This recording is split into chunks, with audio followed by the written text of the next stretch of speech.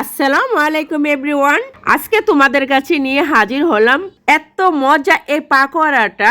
একবার খেলে তোমাদের বারবার খেতে মনে চাইবে। এটা স্বাদ তোমরা কখনো ভুলতে পারবে না। এটা হলো গরুর মাংস দিয়ে পাকোড়া। তবে তোমরা এটা খুবই তাড়াতাড়ি ট্রাই করতে পারো। চলো শুরু করা যাক রেসিপিটা। তোমরা এখানে দেখতে পাচ্ছ আমি ফ্রেশ গরুর মাংস নিয়েছি, আলু নিয়েছি, ব্রেড নিয়েছি। সবগুলো উপকরণ দিয়ে আমি পাকোড়াটা বানিয়ে নিব। বেরেন্ডা ঝাড়ে আমি ব্রেডগুলো ছিঁড়ে নিচ্ছি ছোট ছোট করে। সবগুলো এভাবে নিয়েছি। এখন আলুগুলো আমি কেটে নিব কিউট করে। সবগুলো আলু আমি এভাবে নিব।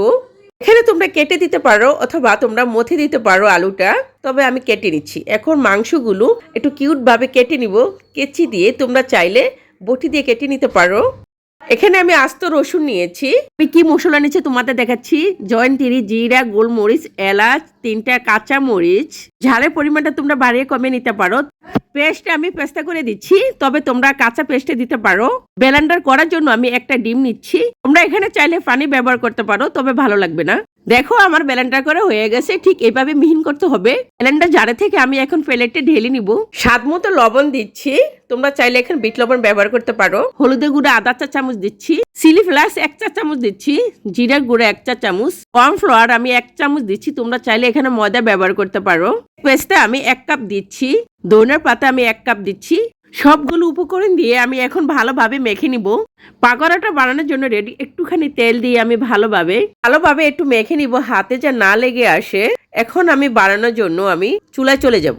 হাই হিটে গরম করে নিয়েছি তেলটা। এখন আমি লম্বা শেপ মতন আমি পাকোড়াটা বানিয়ে নিব। তোমরা চাইলে গোল পাকোড়ার শেপ মতন নিতে পারো। লো হিটে আমি পাকোড়াটা ভেজে নিব। তোমরা কখনো হাই হিটে পাকোড়াটা ভাজতে যাবে না, তাহলে পুড়ে যাবে। লো হিটে ভাজলে পাকোড়াটা খুব মুচমুচি হয়। দেখো আমার পাকোড়াটা রেডি। মাইনিস দিয়ে আমি পাকোড়াটা এখন খাবো। সাথে থাকবো কাঁচা মরিচ, পেঁয়াজ। আর কি লাগে বলো পাকোড়াটা খেতে? এমনি খেতে ভালো লাগবে। দেখো পাকোড়াটা সাজানোর পরে কি ইয়াম্মি লাগছে। মনে হচ্ছে আমি এখনই খেয়ে ফেলি, তবে আমি ওয়েট করতে হবে। আমি ইফতারির সময় খাবো।